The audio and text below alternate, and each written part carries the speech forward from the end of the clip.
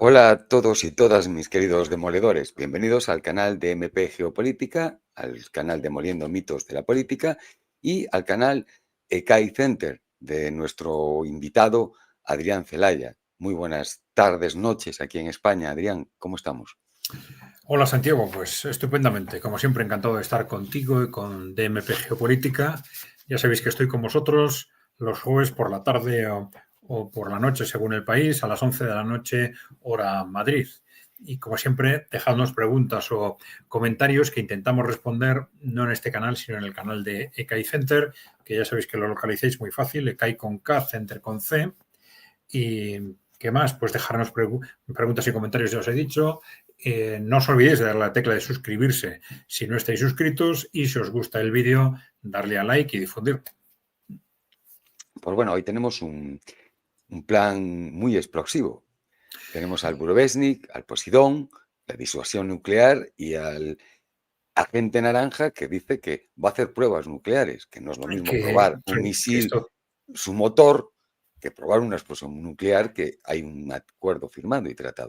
que también tiene que ver con la disuasión nuclear, efectivamente, ¿no? Claro, Evidentemente, ¿no? Bueno, vamos a ver. Por un lado tenemos que en los últimos días ha habido dos, en realidad tres, ¿no? Tres noticias impactantes desde Rusia en relación con su armamento estratégico fundamentalmente, ¿no? La primera son las pruebas con éxito del misil Burevestnik, las pruebas con éxito del Poseidón, que bueno, se ha calificado de distintas formas, ¿no? Como un submarino a veces, y a veces se dice un dron submarino, bueno, porque es un submarino no tripulado, ¿no? claro. Y, y también el anuncio del despliegue de los misiles de los Sarmat, ¿no? Que ya estaban, estos ya estaban en otra fase, ¿no? Lo que se anuncia ahora es el despliegue para sustituir al armamento anterior por parte de estos Sarmat, de los que vamos a hablar un poco también. Perfecto. Y claro, esto luego lo comentaremos, ¿no? Pero supone cualitativamente, aunque estos armamentos ya eran conocidos, se sabía que se iban a entrar en funcionamiento. Como siempre, pues había escépticos, etcétera. Pero este paso adelante, pues es un salto importante dentro de una superioridad estratégica de Rusia que ya se conocía, pero esto la reafirma de forma rotunda, ¿no? Pues empezamos con el Burevestnik, si te parece. Perfecto. Vamos allá. Bueno, vamos a ver, ahí tenéis una definición: misil de crucero intercontinental ruso con alcance global, ¿no? Bueno, vamos a ver, es un misil de propulsión atómica, ¿eh? De propulsión nuclear. ¿Eh? Es decir, no es solo que lleve carga nuclear, sino que se funciona en base a carga nuclear, en base a un reactor nuclear, ¿no? Bueno, entonces ese reactor nuclear le permite largas distancias y estar muchísimo tiempo algunos dicen casi indefinidamente en el espacio, ¿no? Esta última prueba ha recorrido 14.000 kilómetros y ha estado 14 horas en el aire, ¿no? 14 horas. Tiene ese motor nuclear. Esto le permite, en principio, un vuelo rasante de muy baja altura, que no es detectable por los radares y con un alcance ilimitado y, además, muy importante, con una trayectoria modificable, ¿no? Entonces, como ejemplo, se ha puesto la posibilidad de que un Burevestnik se lance desde Rusia, empiece a patrullar sobre Estados Unidos durante meses, si hace falta, hasta que en un determinado momento recibe una orden de atacar un determinado punto en Estados Unidos, en caso de conflicto nuclear, que esperemos que no pase nunca, pues o una base militar o una ciudad o lo que fuese, ¿no? Hay un punto muy Sí. importante, Adrián, si me permites, que para que nos hagamos una idea de lo que significa este misil de crucero para las defensas. Como dices tú, va a 10 o 15 metros de altura. Es, Mm, va rasante total, ¿no? Pero es que tú imagínate, normalmente los ataques nucleares se supone que son a través del Ártico, tanto de mm, Estados Unidos contra Rusia como de Rusia a Estados Unidos, es el camino más mm, corto. Pero claro, sí. al tener un alcance ilimitado, pues lo pueden lanzar los rusos, pasearse pues por Oriente Medio, bajar por Sudáfrica y a lo mejor pues atacar a Estados Unidos, en este caso, pues desde México, que no están las defensas de Estados Unidos preparadas, Sí, sí. claro, para 360 grados en el país. No, es un hecho Efectivamente. importantísimo. Efectivamente, sí, sí. Decían que podía hacer el recorrido a través del Antártico, incluso, ¿no? A través del Antártico y subir por toda América hacia arriba y punto, ¿no? sí, O sí, sea, digo, pues es seguir por donde le pues, sale. por el Atlántico o por el Pacífico hasta Estados Unidos, ¿no? Claro, es impresionante, la Indetectado, verdad. ¿no? Sí, sí. No, es un salto cualitativo impresionante. En una situación en la que Rusia ya tenía una capacidad estratégica claramente superior. Ya lo hemos comentado otras veces, cuando se habla de las capacidades militares de los países hay que distinguir entre capacidad táctica y capacidad estratégica. Se suele llamar capacidad estratégica a la que no son solo las armas nucleares, ¿no? Pero fundamentalmente son las armas nucleares, ¿no? También se habla de estas armas de pulso electromagnético como de carácter táctico, ¿no? Son estas armas que tú las lanzas sobre un país y pueden desactivar todos los componentes eléctricos y electrónicos de un país, ¿no? Lo mandas a la Edad Media. Con los cuales no muere nadie de forma directa, pero claro, se destruye toda la estructura económica del país, ¿no? De forma inmediata, ¿no? Bien, esto es el Burevestnik. El Burevestnik ya ha generado la prueba positiva del Burevestnik ha generado una auténtica oleada de nerviosismo en todo Occidente, pues justo mientras se estaba creando o alimentando ese nerviosismo, pues Rusia anuncia también que también se han realizado las pruebas, lo anunció el propio Putin, del Poseidón. Esta es una imagen del Poseidón, es una imagen espectacular, ¿no? ¿Qué es el Poseidón? Bueno, pues a veces se define como un submarino no tripulado o a veces precisamente con eso como un dron submarino, ¿no? Un dron submarino, claro, con carga nuclear y con motor nuclear. Claro, esto les da una capacidad enorme comparándola con lo que son los submarinos nucleares, ¿no? Que los submarinos con capacidad nuclear son una de las tres patas de la tríada nuclear, que se suele llamar, ¿no? Los misiles que se lanzan desde silos, los que tienen un recorrido en tierra y los submarinos nucleares, ¿no? Y los submarinos con armamento nuclear. Entonces, frente a los submarinos con armamento nuclear, estamos ante un submarino no tripulado. Y eso le da unas capacidades impresionantes para sumergirse a mucha mayor profundidad, para coger mucha mayor velocidad y no ser interceptable, ¿no? Pues, Aparte de no tener que mantener la vida humana, es decir, no tiene que tener toda la complejidad de un submarino para tener con vida a esos marinos, pues claro, puede bajar unas profundidades bestiales.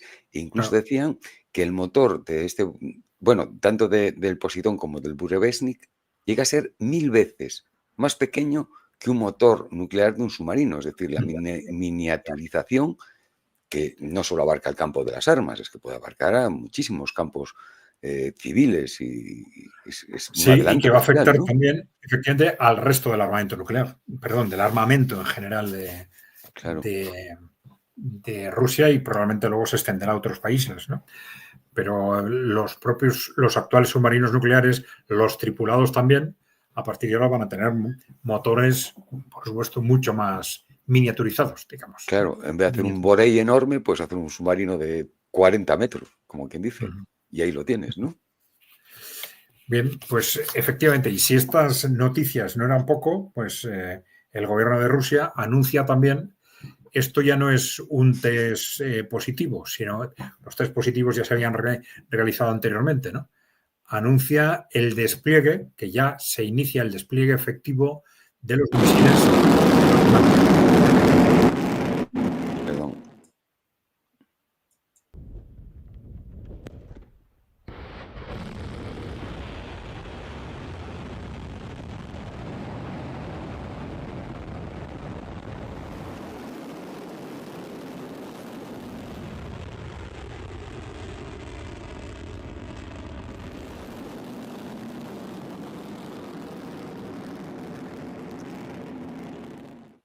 Yo no soy religioso, pero ante esto, Dios no quiera que un día salgan cantidades.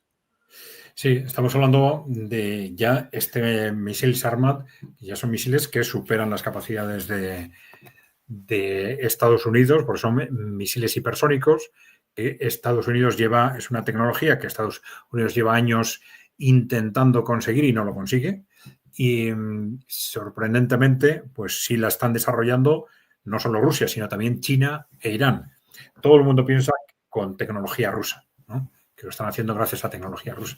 Pero bueno, el caso es que esto está generando un salto tecnológico impresionante, ¿no? Estamos hablando no solo de misiles, ni se les llama hipersónicos porque tienen velocidad superior al sonido, muy superior a la de los misiles de Estados Unidos, pero que además pueden cambiar de trayectoria, ¿no? Pueden cambiar de trayectoria y esquivar las defensas para las que está preparado Estados Unidos, ¿no? Y pueden recorrer, se dice que hasta 18.000 kilómetros, ¿no?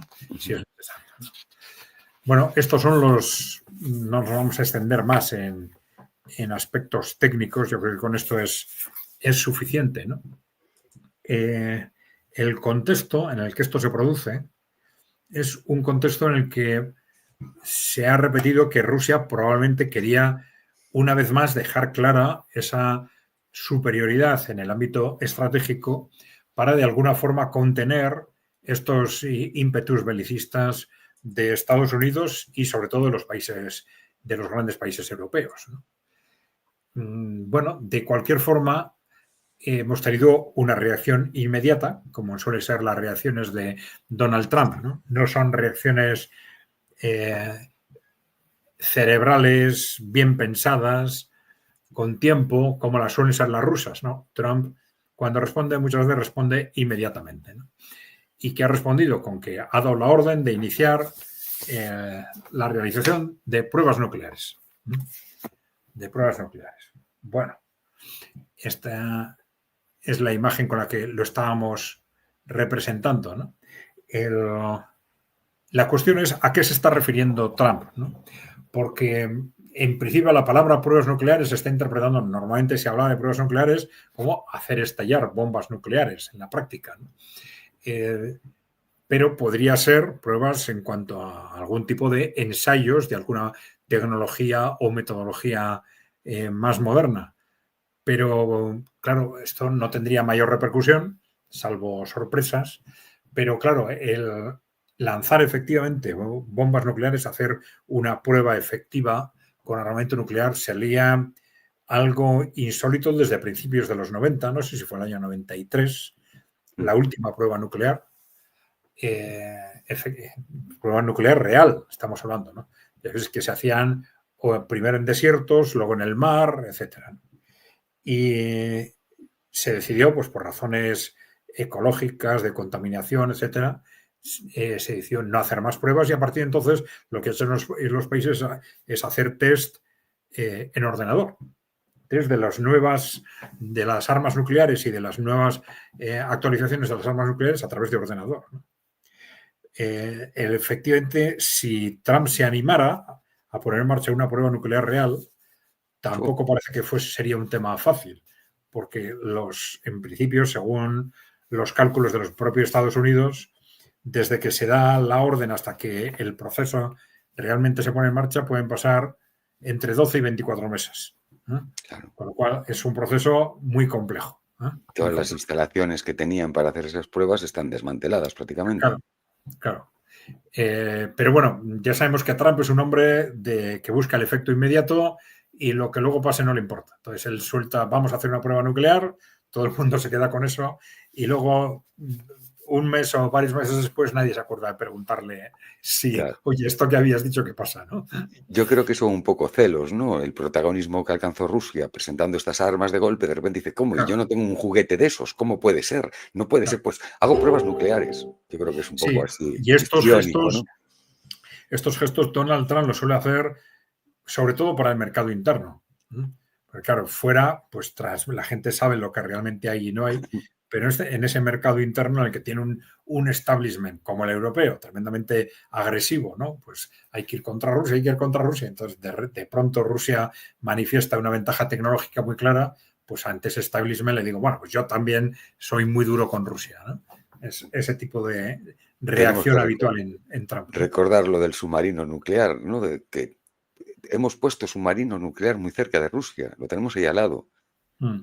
Parece que dijera eso y al día siguiente, a los 2 días, va a ir y Rusia dice, bueno, pues nosotros tenemos el Poseidón y hicimos pruebas. Ahora pon el submarino nuclear Sí. donde te dé la gana, ¿no? Sí, no, y además decía, pero si la gente decía, pero ¿qué está diciendo? Si los submarinos nucleares están siempre viajando de un lado a otro y el que estén cerca de Rusia pues no es nada nuevo. Es que Como si no tuvieran los rusos.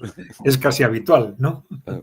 Pero bueno, sonaba fuerte y Trump es un hombre efectista, mediático desde ese punto de vista y eso es lo que le preocupa y nada más, ¿no? Lo que nunca le preocupa es la coherencia ni la racionalidad de lo que dice, ¿no? Claro. Yo quisiera recordar, había leído hace tiempo, ¿no? Un artículo muy bueno, hace años, hablo de memoria, ¿no? De que se hicieron miles de pruebas nucleares por parte de la Unión Soviética, de Estados Unidos, los británicos, los franceses, los israelíes, junto con Sudáfrica, miles de explosiones nucleares.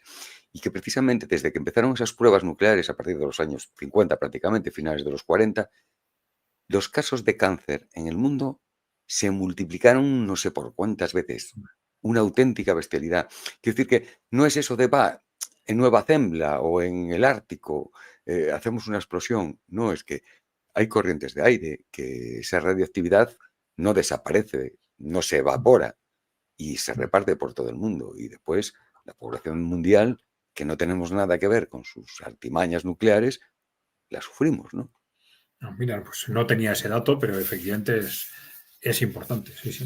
Porque se Sí, hablaba hombre, mucho de las razones ecológicas, tal, para no hacer más pruebas nucleares, pero claro, esto que tú dices es tremendamente importante también. Claro, tampoco es que haya un estudio, pero es que resulta que tú te pones a ver desde el momento que comenzaron las pruebas nucleares y ves el índice del aumento del cáncer, y es que van Que hay creciendo juntos. una relación muy Igual, directa. claro, a ver, igual no hay una prueba directa de que se hizo un estudio, no, pero es que es mucha casualidad, ¿no? Claro, claro. Bueno, vamos a ver, porque estamos en una situación curiosa, ¿no? Porque el peligro objetivo de llegar, bueno, no sé, algunos dicen que ahora es menor que el año pasado, mientras había una administración en Estados Unidos que en sí misma, el tal gobierno, pues estaba muy enfocado en esa dirección, ¿no? Pero estamos en una situación objetivamente más peligrosa que en la Guerra Fría, más en cuanto a riesgo de un enfrentamiento estratégico, ¿no? Y muy probablemente, yo creo que lo comentamos el otro día, porque durante la Guerra Fría había dos bloques muy sólidos, que los dos tenían una gran solidez interna, ¿no? Y ahora, con lo cual podían perder o ganar guerras en espacios concretos y no se sentían por eso en peligro, ¿no? Y sin embargo, ahora tenemos un bloque occidental que internamente está en una situación tremendamente débil, políticamente y económicamente, sobre todo, ¿no? Y eso les crea una inseguridad que les hace especialmente peligrosos, ¿no? Especialmente peligrosas. Entonces, aun estando en una situación objetivamente de mayor peligro que en la Guerra Fría, esto no se ha trasladado a la sociedad, ¿no? Durante la Guerra Fría había constantemente mensajes, sobre todo en Estados Unidos, pero bueno, también en algunos países europeos, ¿no? Películas enseñando a los niños qué es lo que tenían que hacer si había un ataque nuclear, Sin en meterse las debajo del escuelas pupitre, ¿no? cómo se tenían que meter debajo del pupitre y tal. Había cosas que tenían sentido, cosas que no. Lo siguen diciendo, ¿eh? Si no tienes otra cosa, entonces ponte debajo de una mesa, ¿no? Yo creo Pero que bueno. es un poco para darle a la gente un hilo de esperanza, ¿no? Porque poco más que un hilo Bueno, de esperanza. no, es que depende, claro, una cosa es que te pille, digamos, en el epicentro del estallido o que te pille a X kilómetros, ¿no? Es decir, las posibilidades de supervivencia son muy distintas, el que unas u otras Claro. medidas sirvan más o menos también, ¿no? Según dónde estés, ¿no? Entonces, pero quiero decir que sí es llamativo que entonces existía una, una enorme preocupación social con ese riesgo y, sin embargo, ahora los medios tapan este Sí. tema, ¿no? Es Intentan que que, la población no esté demasiado preocupada con eso. claro, es que yo creo que en aquella época había una conciencia muy cercana de Hiroshima y Nagasaki. Pero Ujú. llevamos ya desde los años 90, sobre todo, incluso ya en la época de Reagan, que empezaron ya a decir que bueno, que se podía tener una guerra nuclear controlada, ¿no? O sea, sin que fuera más allá, táctica, como quien dice, bueno, pues en Polonia, por decir algo, y punto. Y yo creo, Adrián, no sé qué opinas tú, pero yo creo que una vez que caiga la primera bomba nuclear, posiblemente sea incontrolable las reacciones, ¿no? Bueno, lo que pasa, este es un tema muy técnico y hay especialistas que lo conocen bien, ¿no? Pero muchos de ellos están diciendo que, claro, con las tecnologías actuales sí es posible una guerra nuclear limitada, ¿no? Pero claro, depende hasta dónde lleguen las dos partes, ¿no? Pero puede haber fases en las que uno de los países o el país atacante ataque solo, por ejemplo, bases militares, ¿no? Y parece que ellos tienen definidos los grados de riesgo estratégico y en función de los cuales se atacan pues un nivel, otro nivel, ¿no?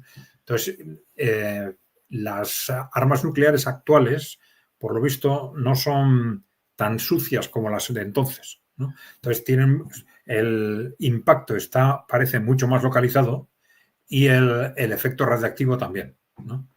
Entonces, no se expanden durante muchos kilómetros ese efecto radiactivo, ¿no? Por lo que dicen, ¿no? Entonces, la hipótesis de que un estallido nuclear tuviese un efecto limitado, pues no hay que descartarla. Pero claro, no depende solo de lo que hagas tú, sino de la respuesta del otro, ¿no? Pues claro, en esas circunstancias, cuando uno ataca, el que es atacado no sabe muy bien qué es lo que se va a atacar, lo que no se va a atacar, Claro, dónde a qué se va a limitar el ataque. Y entonces, el riesgo de que la respuesta del otro sea total, pues parece muy alta, ¿no? No sé. claro. Pero Tú bueno, ves, tú ves venir el los misil. teóricos, los analistas hacen esas especulaciones, ¿no? Claro, Perdón. tú ves venir el misil y dices tú, no, es que me va a atacar este campamento militar, sí, o el centro de Nueva York o el centro de Moscú. Cuando viene por el aire el misil, ¿qué haces? ¿Esperas? Porque Claro, también hay que verse en la responsabilidad del que está al mando y dice, bueno, ¿y ahora qué hago? Espero a que caiga la bomba a ver qué pasó. claro, que eso se Sí, estaba diciendo incluso con estos misiles norteamericanos que estaba pidiendo Ucrania, ¿no? Que claro, con los Tomahawk. los Tomahawk, que en la medida en que son misiles que pueden portar carga nuclear, si los llegan a enviar a Ucrania, se lanza un misil y Rusia no sabe si ese Claro, misil tiene o no carga nuclear. claro, es una ambigüedad que dices tú, ¿y ahora qué hago? Claro, Juegan con la vida del planeta y de las personas sí, como si fuera la lotería, a ver qué pasa, ¿no? Yo, sí, sí. Bueno, vamos a ver. Tenemos este tema del armamento nuclear. Bueno, a mucha gente se le hace algo así como ciencia ficción todo esto, ¿no? Dedicamos un programa, creo, una parte de un programa, a explicar por qué los psicólogos nos dicen que lamentablemente el que haya un grupo que esté dispuesto a poner su vida en riesgo a través de iniciando una guerra no es algo extraño, no es algo inverosímil, ¿no? Sino que hay muchas cabezas perfectamente organizadas que son capaces de tomar una decisión de ese tipo, ¿no? Una situación de ese tipo, ¿en qué caso? Bueno, pues en caso de que te sientas en una situación desesperada. Y ya comentamos que en esa situación desesperada están una buena parte de las élites corporativas occidentales, ¿no? Por ese miedo que tienen al avance de los países emergentes, a perder el control del mundo y a perder el control también de una Europa y de un Estados Unidos que están cada vez más inestables y sobre todo ellos están pensando a partir de la victoria rusa en Ucrania, ¿no? Por eso le tienen tanto miedo, ¿no? Y comentamos también los psicólogos hacen mucha referencia al síndrome de las crisis financieras, si recuerdas. Síndrome en el que sucede muchas veces los millonarios que se suicidan, ¿no? Ante una crisis, solo por el hecho de dejar de ser millonarios, ¿no? Claro. Es decir, cuando pensamos que nadie pone su vida en riesgo por poniendo en marcha una guerra, no es así. Es decir, para los millonarios que dejan de ser millonarios, para muchos de ellos, eso es incluso peor que la muerte. Es decir, se suicidan, algunos, ¿no? Sí, sí. Se suicidan, ¿no? Pero esto nos puede dar una referencia de lo que puede ser para ellos esa idea de perder el control del mundo, perder quizás el poder en Europa, arriesgar su futuro personal. Bueno, pueden ser razones más que suficientes para decidir adelante, ¿no? Ahí hay otro filtro, ¿no? Que no son aparentemente esos grupos corporativos que están en un riesgo existencial los que aprietan el botón. Hay un paso intermedio, ¿no? Desde esos grupos corporativos hasta el presidente del gobierno de Estados Unidos o el jefe militar, que es el que puede apretar el botón, ¿no? Entonces, ahí hay un cierto filtro que, bueno, se puede pensar que es donde puede quizás detenerse o filtrarse una decisión de ese tipo, ¿no? Pero, claro, las dependencias de hecho de esas personas con respecto a los grupos corporativos son tan frecuentes y tan fuertes muchas veces que, bueno, la duda está ahí. La duda está ahí, ¿no? Además, si se empiezan a repartir armas nucleares, porque una cosa es que el botón lo tenga Trump o lo tenga Putin, pero si, por ejemplo, empiezan a haber riesgo de utilizar aunque solo sea armas nucleares tácticas en el campo de batalla, ¿no? Por ejemplo, ahora en la guerra de Ucrania, ya la decisión ya no es de Putin, porque va a haber un general, a lo mejor de división, que tenga a su cargo armas nucleares, aunque sean pequeñas, de unos pocos kilotones. Pero claro, tú imagínate que ese hombre ve que su grupo de fuerzas, su grupo de tropas, pues está en riesgo de ser derrotado, de que mueran muchos, y tiene esa opción. Hay gente que igual no es capaz de tener esa sangre fría, de no utilizarlas. Y claro, yo sigo pensando siempre lo mismo. Una vez que se lanza uno, por mucho que digan que es controlado, una vez que se dispara la primera... Sí, sí, porque por eso se está valorando tanto la diferencia, que es al final más cualitativa que cuantitativa, entre armamento táctico y armamento estratégico, ¿no? Y armamento nuclear y no nuclear, sobre todo, ¿no? Porque el Oresnik, por ejemplo, tiene una capacidad destructiva que puede ser equiparable a la de una arma nuclear táctica, ¿no? Pero no es armamento nuclear. Entonces, tiene esa ventaja de que no parece que por sí mismo vaya a desencadenar. Porque claro, el armamento nuclear, tú dices, bueno, este es un arma táctica, pero hay de distintos tamaños, con distintas capacidad destructiva, y yo lanzo una arma táctica, el otro me lanza otra arma táctica un poco más potente, y ¿dónde termina eso, ¿no? Ya se ha roto una frontera, ¿no? Pero claro, no es un tema en absoluto claro, pero bueno, vamos a ver en la práctica. Bueno, hay gente, por ejemplo, en Rusia, que está diciendo que debería barajarse la posibilidad de utilizar armas nucleares tácticas en la guerra de Ucrania. Hay una diferencia importante. El arma nuclear táctica se llama táctica en el fondo, no tanto por su capacidad destructiva, sino por su objetivo. Es decir, la que está destinada a utilizarse en el campo de batalla, ¿no? En las líneas de combate, ¿no? Con una enorme capacidad destructiva, pero en las líneas de combate, ¿no? Mientras que las estratégicas se supone que se lanzan a larga distancia al interior del territorio enemigo para destruir una base militar, una ciudad o lo que sea. O decapitar al país rival, Claro, ¿no? claro. Pero sí hay una idea muy clara de que, claro, el armamento nuclear, aunque fuese de carácter táctico, pues está abriendo las puertas al infierno, digamos, ¿no? Claro. Al infierno. Es que es muy, muy, muy peligroso. La verdad es que una pregunta que te tengo, que me parece interesante. Hace poco hablaban de reanudar las conversaciones del tratado tipo START, de limitación de armas nucleares. Ahora, ¿cómo va Estados Unidos a esas negociaciones? ¿Qué va a obligar?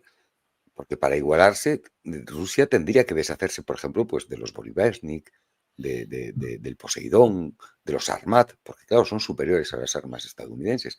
¿Cómo haces un equilibrio, una equidad estratégica? Tendría que haber compensaciones de algún tipo, Pero, lógicamente. ¿qué compensaciones? Porque claro, yo teniendo esa ventaja, ¿cómo voy a Sí. deshacerme de esa ventaja para favorecerte a ti? No, compensaciones fuera del tratado, de otro tipo, ¿no? Claro, Para pero que Rusia aceptara eso, ¿no?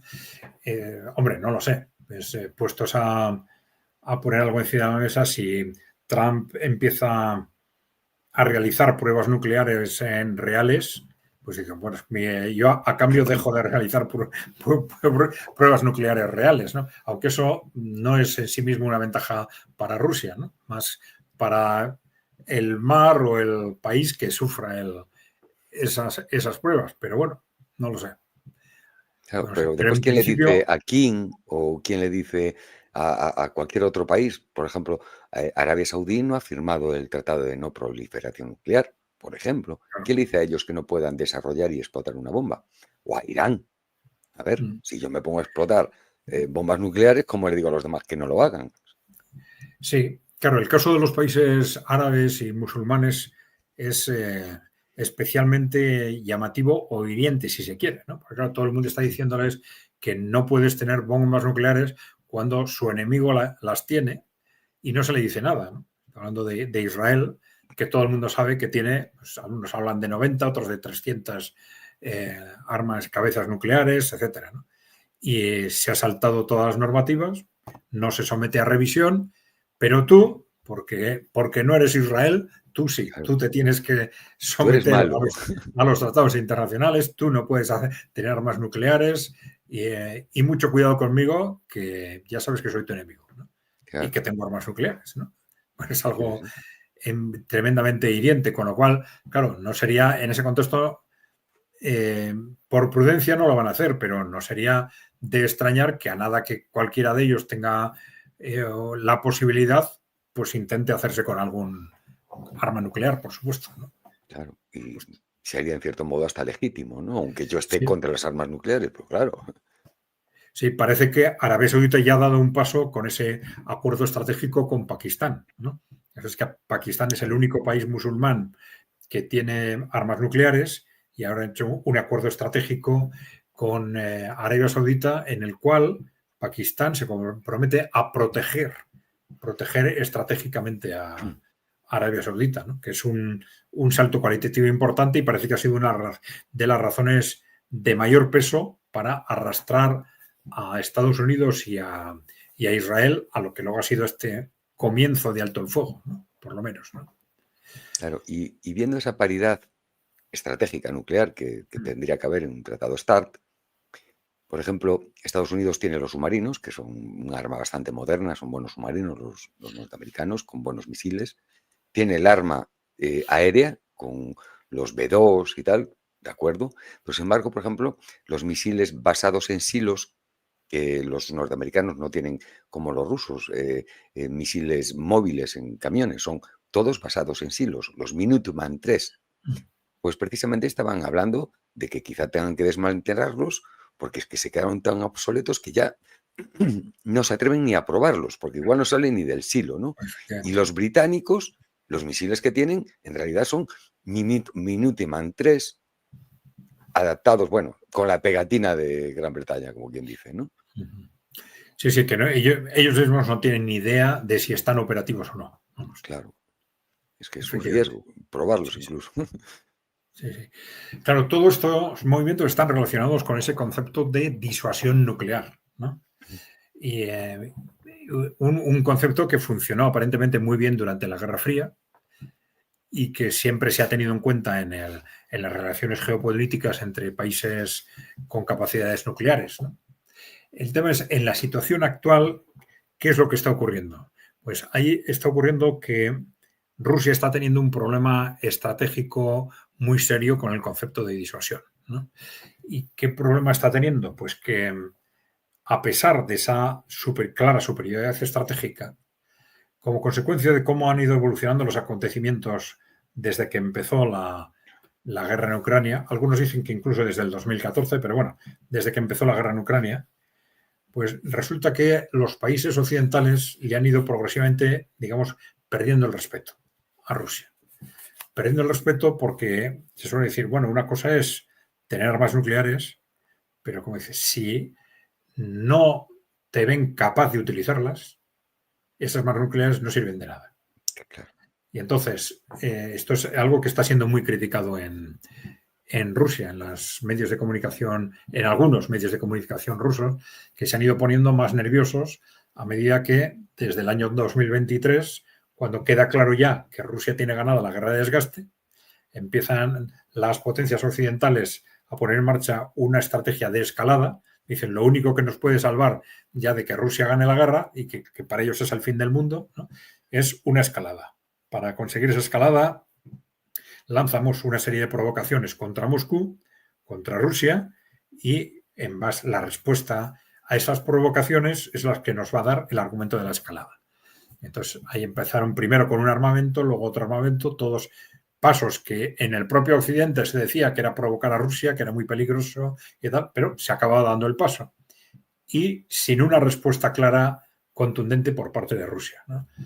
Y esto ya sabemos por qué, es porque Rusia está ganando la guerra, le interesa concentrarse en terminar esa guerra en el momento oportuno y no le interesa hacer caso a las provocaciones, que por eso son provocaciones.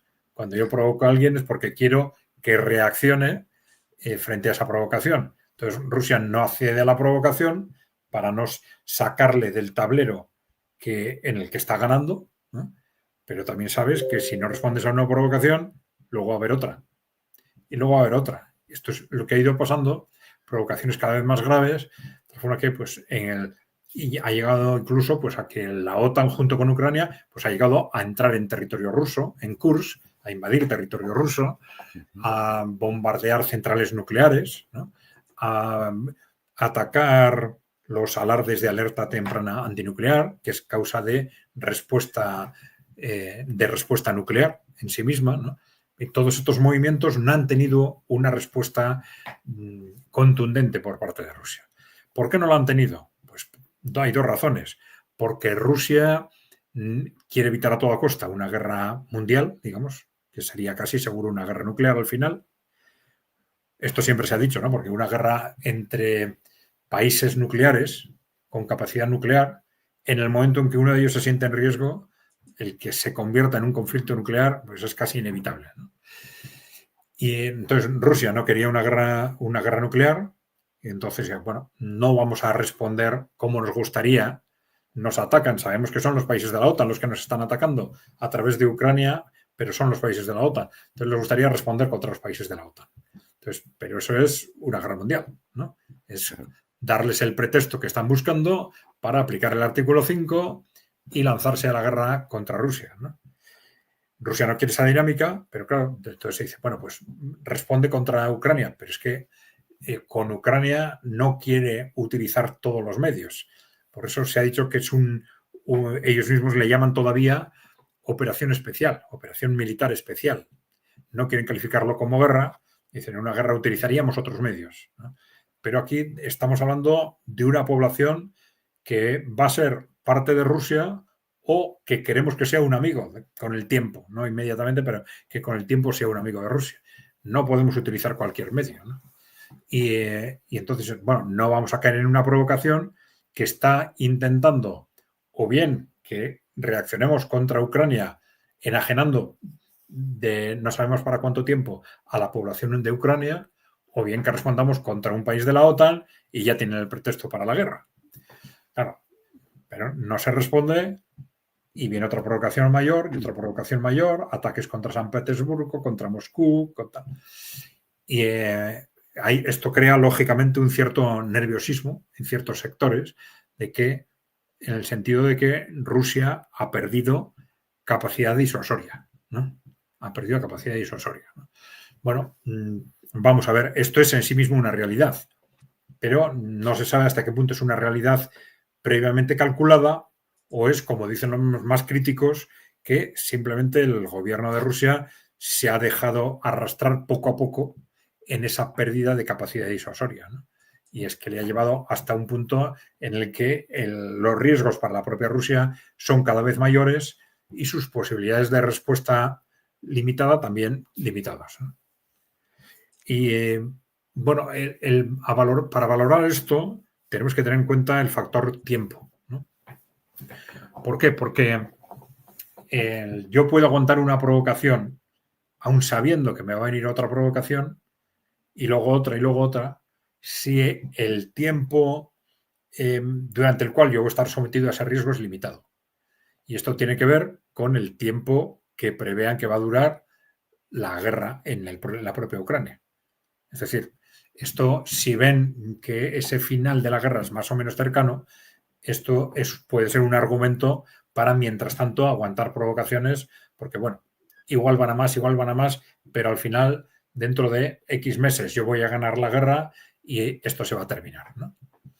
Este es un poco un posible cálculo que está haciendo el gobierno de Rusia, pero hasta ahora la situación es la que es, ¿no?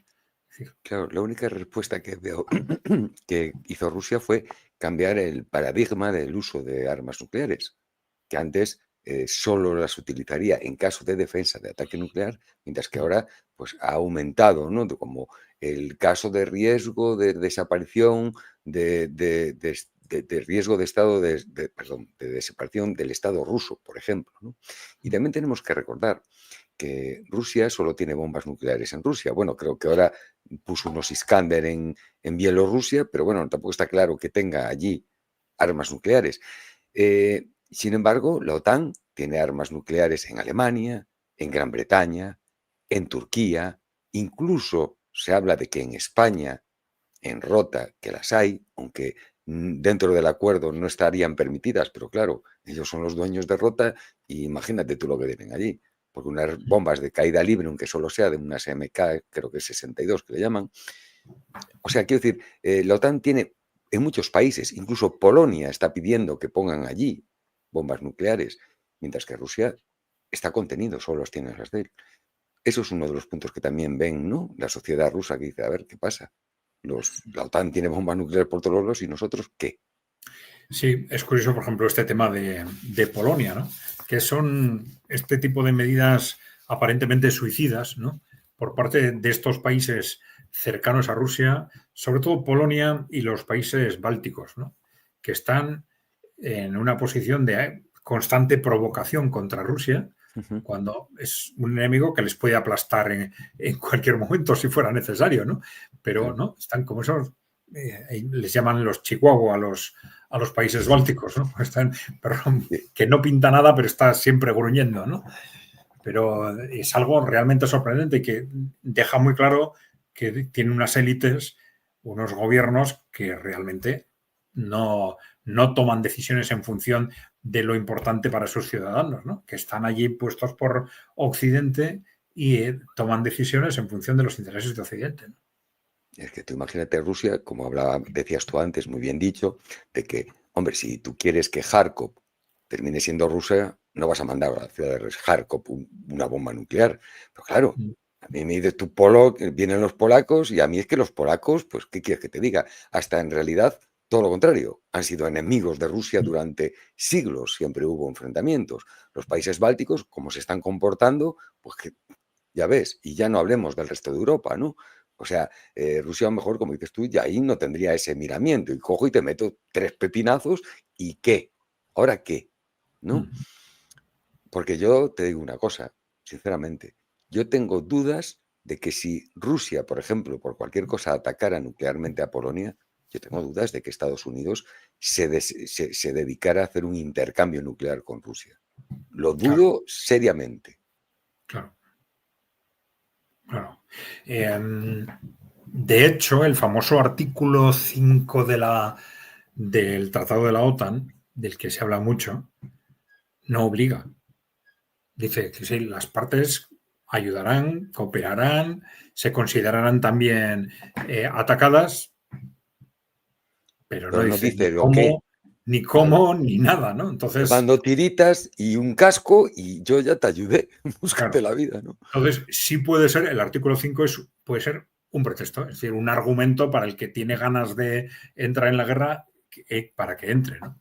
Pero desde luego no obligar. Es decir, si hay un país que no quiere, pues dice, bueno, pues sí, yo ya colaboraré, te enviaré armamento, no sé qué, pero nada más, ¿no? Claro. O sea que no es No hay una tan obligación directa de matemático entrar en como, combate, ¿no? claro, no es tan matemático como se decía, ¿no? Bueno, vamos a ver, vamos a ver. Mientras tanto, en el campo de batalla, pues ya sabéis que las cosas siguen avanzando. La ocupación de Pokrovsk está cada vez más cerca, ¿no? Y las tropas rusas van avanzando en el norte, pero también en Dnipropetrovsk y también en Zaporilla, ¿no? Ujú. Están cerca de Gerson, ¿no? Cerca de Gerson Sí. también. Aquí tenemos, mira, pues si quieres, el mapa. Vemos Kupiansk, que hoy anunciaba el Estado Mayor ruso de que habían tomado el pueblo este de Sadove, que los ucranianos intentaron atacar, porque aquí hay un puente, como vemos, un cruce. Intentaron tomar ese puente para poder salir de este embolsamiento, porque el resto por aquí baja todo el río Oskol, baja todo por aquí y no hay puentes ya, están todos volados. Entonces, todos los que están al este del río Oskol, las tropas ucranianas están ahí cerradas y intentaron contraatacar y tomar ese puente, pero los rusos pues los machacaron y los echaron. Pokrovsk, ¿qué vamos a explicar? Están totalmente rodeados, no tienen por dónde salir. Hay aquí un pequeño espacio de unos 4 o 5 kilómetros, pero que es un espacio que Rusia normalmente siempre deja, porque no quiere el efecto ese de que las tropas defensoras, si se ven completamente rodeadas, que no hay salida, pues a lo mejor deciden luchar hasta la muerte. Mientras que es psicológico, si tú le das ese pequeño camino, esa esperanza de puedo salir, pues su combatividad pues puede decaer, ¿no? Y sin embargo, vemos que acabo de publicar yo en mi canal de que, espera, a ver si tal que os lo leo, pues, a ver, la noticia dice, digo yo, a Zelensky no le importa la vida de sus soldados, indudablemente, dice, Kiev rechazó el alto el fuego de Putin en las áreas de Pokrovsk y Kupiansk y amenaza a los medios que aceptaron la invitación. Debemos recordar que Putin dijo que invitaba a esos soldados a deponer las armas, incluso permitía la entrada de periodistas, tanto extranjeros como ucranianos, a la ciudad para que vieran cómo estaba la situación, que informaran y salvar las vidas de esos soldados, ¿no? Y el portavoz del Ministerio de Relaciones Exteriores de Ucrania, H. Zinki, no sé cómo se pronuncia porque es varias consonantes, es impronunciable para un español, amenaza a los periodistas que visitan estas ciudades desde el lado del ejército ruso, diciendo que violarán la ley ucraniana. Dice, francamente no recomiendo a los periodistas que confíen en ninguna de las propuestas de Putin respecto a los corredores en la zona de combate. He visto con mis propios ojos cómo terminan tales propuestas. El 29 de agosto de 2014 en Ilovyansk. También recuerdo que a todos los medios que cualquier visita al territorio ocupado por Rusia sin permiso de Ucrania es una violación de nuestra legislación y del derecho internacional. Tendrán consecuencias legales y de reputación a largo plazo. Estamos monitoreando esto de cerca. Intentó intimidar Tijinki, o como se pronuncie, a los medios de comunicación. O sea, les importa, perdón la expresión, un huevo que los soldados estén ahí completamente rodeados, tanto en Kupiansk como en Pokrovsk. No aceptan Sí, la rendición y no aceptan nada. efectivamente. Son las tácticas habituales tanto por parte de Ucrania como de Rusia, ¿no? Es decir, Rusia, como tú sueles decir, o como tú has dicho, pues tiende siempre a dejar un espacio para que intenten escapar del cerco. El objetivo fundamental seguramente es, como siempre, minimizar las pérdidas propias, ¿no? Es decir, ante el riesgo de que los que quedan pues se atrincheren, resistan hasta el final y dices, bueno, al final pues está claro que van a perder, pero ellos van a morir, pero las bajas en el otro lado también pueden ser importantes, ¿no? Y eso es lo que Rusia intenta minimizar a toda costa. Entonces les deja ese espacio de salida para que en cierta forma pues puedan escapar, con mucho riesgo, claro, ¿no? Pero puedan escapar. Y en sentido contrario, pues la táctica la estrategia de Ucrania es exactamente la contraria, ¿no? No le importa absolutamente sacrificar hombres, los que sean, si es o para desgastar a Rusia o para ganar tiempo, ¿no? O para ganar tiempo. Nos recuerda a Hitler en la Segunda Guerra Mundial, que decía que cada casa era una posición y era una posición fuerte que había que defender hasta el último hombre. Hombre, en parte hay que reconocer que en el invierno, creo que fue del 43, salvó al ejército alemán, porque si en ese momento llega a haber una retirada, las retiradas son muy peligrosas, sobre todo en pleno invierno, ¿no? Con el ejército rojo pisándole los talones y atacándolos, pues posiblemente ese haberse atrincherado lo salvó. Pero no estamos en la misma situación, indudablemente, y no sé, hablan de que puede haber muchas brigadas, hablan incluso de 15.000 hombres. En realidad, las brigadas están tan diezmadas que muchos analistas dicen que debe haber, por ejemplo, aquí en Pocros, sobre unos 5.000. 5.000. Bueno, aunque sean 5.000, Está diciendo 5.000 hombres. 5.000 en Kupiansk y 5.000 en Copros Correcto. aproximadamente. Sí. Y son vidas humanas, indudablemente. Sí, sí. ¿No? Bueno, hay que suponer que al final sucederá como en otros ámbitos, a través de como en otros casos, a través de esas vías de salida, pues irán poco a poco saliendo con muchas bajas, pero irán poco a poco saliendo. Incluso dicen que la inteligencia de los países occidentales de la OTAN le están diciendo a Zelensky que se piense lo que hace, porque posiblemente Pokrovsk y Kupiansk son trampas que está tendiendo el ejército ruso. Es decir, no quieres salir, no te preocupes, yo me quedo ahí y bueno, ya sabemos lo que son, por ejemplo, las bombas FAB, y bomba FAB, y bomba FAB, y bomba FAB, y bomba FAB. Y es que pasa, que es que encima Ucrania, en vez de decir, bueno, pues que luchen hasta el último hombre y punto, no, es que encima está mandando reservas continuamente allí, reservas que no tiene, porque no es que tenga reservas y mando reservas, no, tiene que retirar tropas de otras partes del frente, como Dnipro, para enviarlas ahí. Y los rusos en Dnipro, pues a cuenta de eso, pues están avanzando, pero a gusto.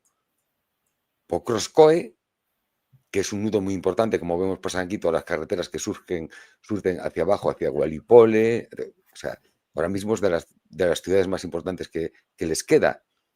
Los rusos están a nada, están ahí.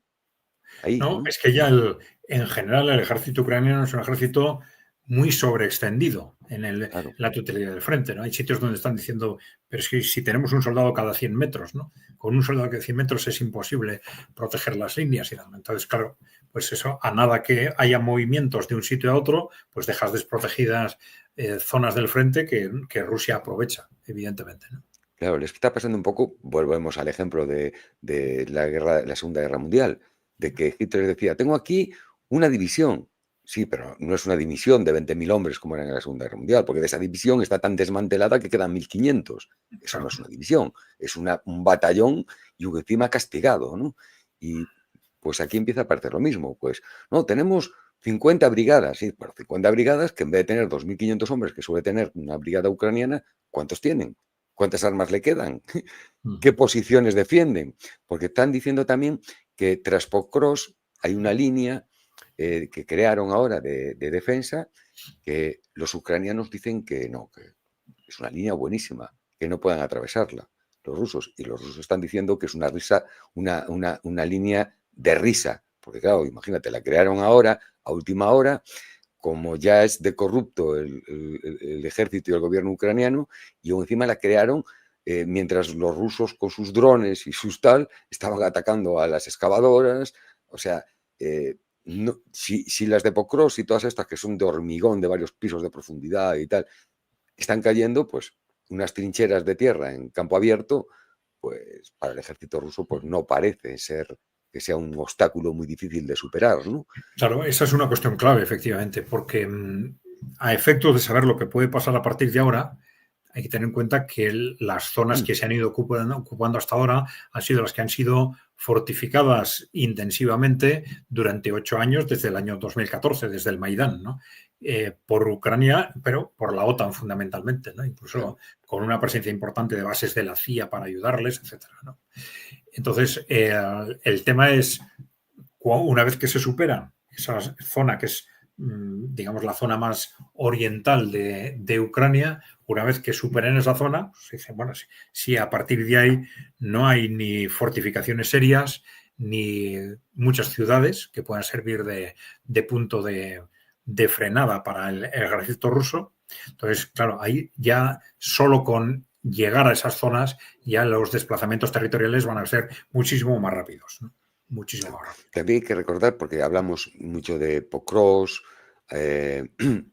y de Kupiansk, pero hay que recordar que Siversk, que es la primera defensa de la concentración Slovian-Kramatorsk, de estas dos ciudades, prácticamente, como vemos, también está rodeada. Vemos que aquí están avanzando al sur de Siversk, tan pronto corten esta carretera, pues es una línea de suministro. Y aquí, en Ifium, en Limán, ya han cortado la carretera que va a Siversk. Claro. Precisamente No, ayer, si hoy. pones la primera parte que se ha enfocado al principio, donde se ve Sloviansk y Kramatorsk, que son las dos grandes ciudades que quedan pendientes del Donbass, ¿no? Y a ver, se ve como ya por el norte y por el sur ya están, claro, se va cerrando. Cerca de ser rodeadas, ¿no? Claro. Cerca de Es que ser aquí rodeadas. tan pronto caiga Limán. Claro, están ante un Y semicírculo. Siversk, claro. Ante un semicírculo. Es que está muy mal. Incluso en Volchansk vemos como prácticamente el 70% de la ciudad está tomada y la verdad, los rusos creo que aquí no avanzan más. Bueno, avanzaron en toda esta zona en los últimos días, que están aquí de amarillo. Tampoco se apresuran a avanzar más porque los ucranianos, claro, para no perderla, porque aparte si pierden Volchansk, pues ya vemos que entran por aquí hasta, vamos, cierran aquí la mitad del ejército que pueda tener aquí Ucrania, ¿no? Y puede incluso avanzar a lo largo del río Donetsk. Y bueno, pues dividen en dos prácticamente todo Kharkov, ¿no? Y claro, los ucranianos están lanzando ahí en Kramatorsk, están lanzando muchas tropas y los rusos pues están haciendo pues lo típico, una picadora de carne. Hay 3 o 4 picadoras de carne en todo el frente que es que están teniendo bajas y bajas y bajas, material, personas. Sí, sí. No, y cuando se dice hacia dónde van a atacar los rusos, pues depende, porque lo que están haciendo es atacar por muchos sitios a la vez, atrayendo, como tú dices, a las fuerzas ucranianas. ¿Dónde van las fuerzas ucranianas?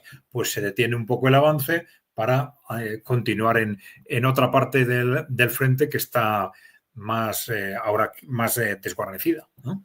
Claro. Entonces, además, yo creo que en esto fueron listos los rusos porque estuvieron rodeando a las ciudades durante el verano, avanzando en lo que es campo abierto, para cuando lleguen ahora, que están empezando ya a llover, ya empiezan a notarse en ciertas zonas la rasputisa, el famoso barro ucraniano, no tener que hacer grandes desplazamientos por esos caminos de tierra, sino luchar ya dentro de las ciudades, donde no hay barro, donde es un combate en asfalto, ¿no?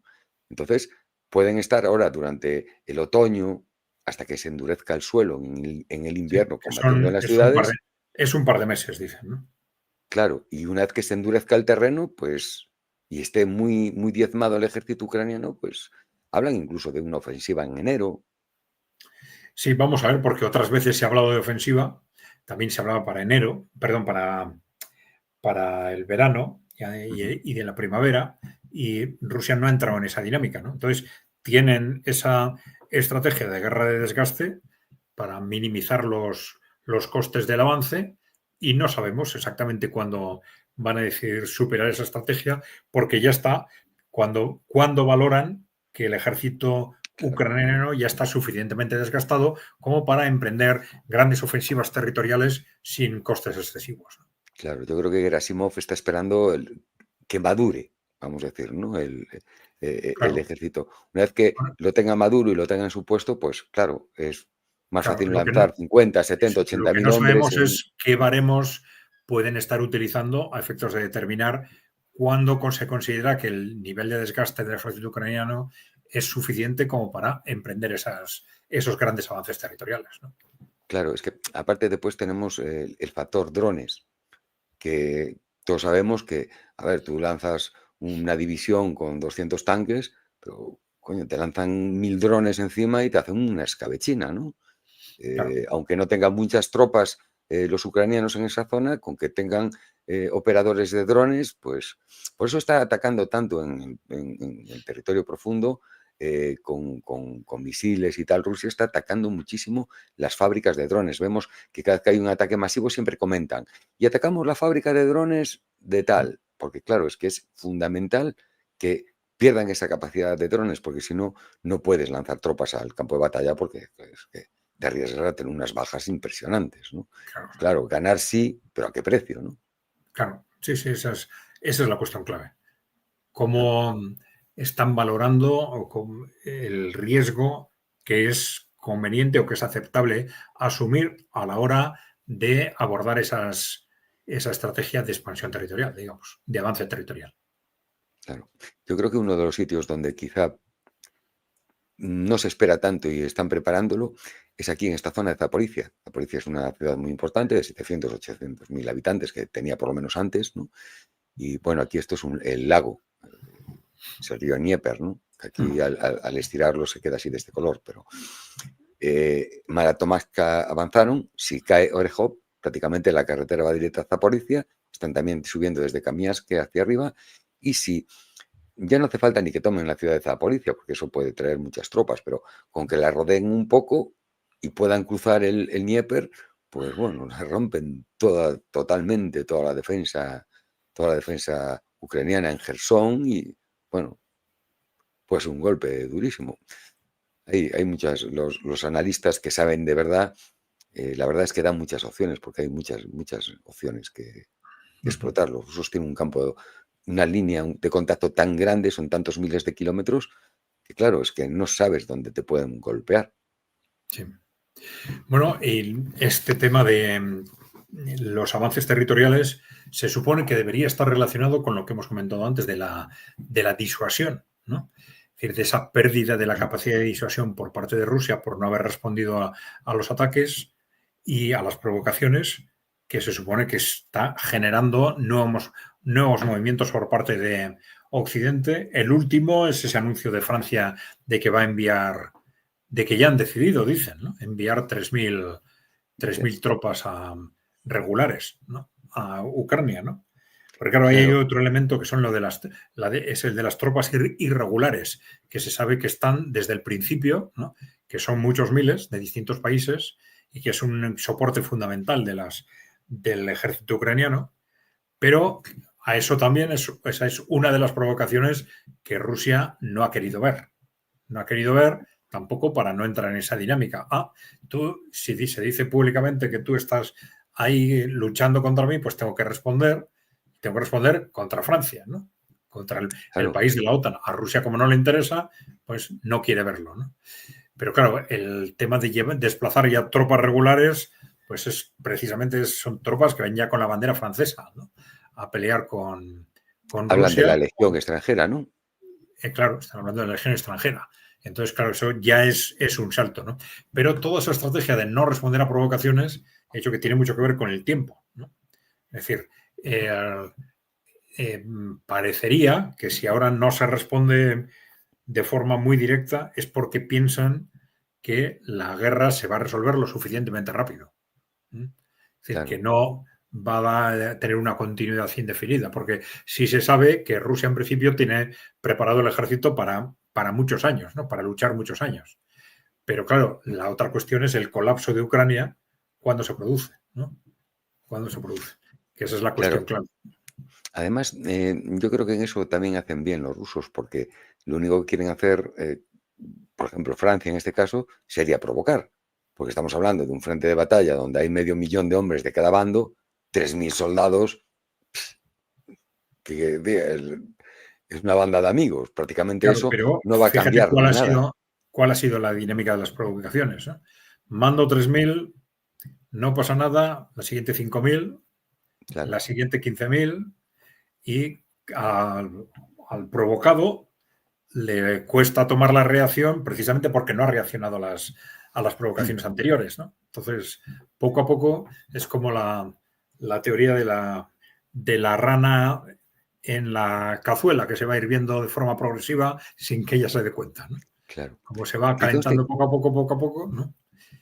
Pero bueno, eso es lo que está preocupando a medios de a algunos medios de comunicación rusos, lógicamente, claro, porque claro, las claves de lo que hay detrás de esa estrategia de no responder a las provocaciones, pues las conocerá el gobierno ruso, el alto mando militar y algunos en los servicios de inteligencia, pero muy poca gente, claro.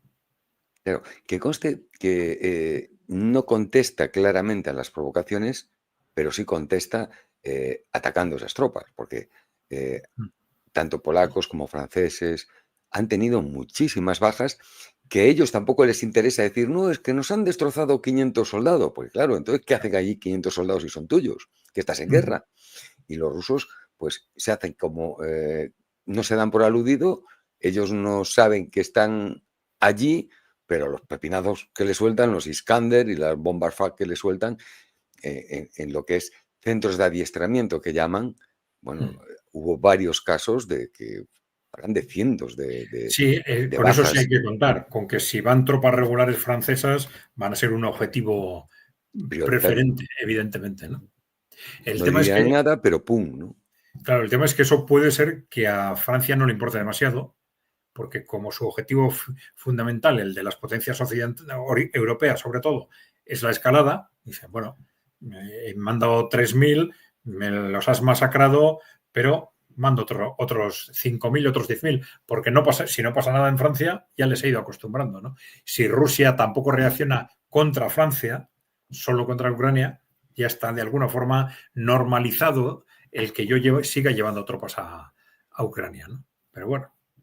Claro, es una, yo le llamo una guerra en la sombra, ¿no? Porque, por ejemplo, lo que ha pasado en África, Francia tuvo que irse de sus colonias, que bueno, que en teoría ya no eran colonias, pero que dominaba totalmente económicamente, tuvo que irse, ¿por qué? Porque los rusos le metieron allí el ejército Wagner africano, como le llaman ellos, equiparon a los ejércitos africanos y les Por enseñaron a cierto, combatir dicen que y los ya terminaron les han visto matando. que ya les han visto en Venezuela. Habrás oído, Sí, ¿no?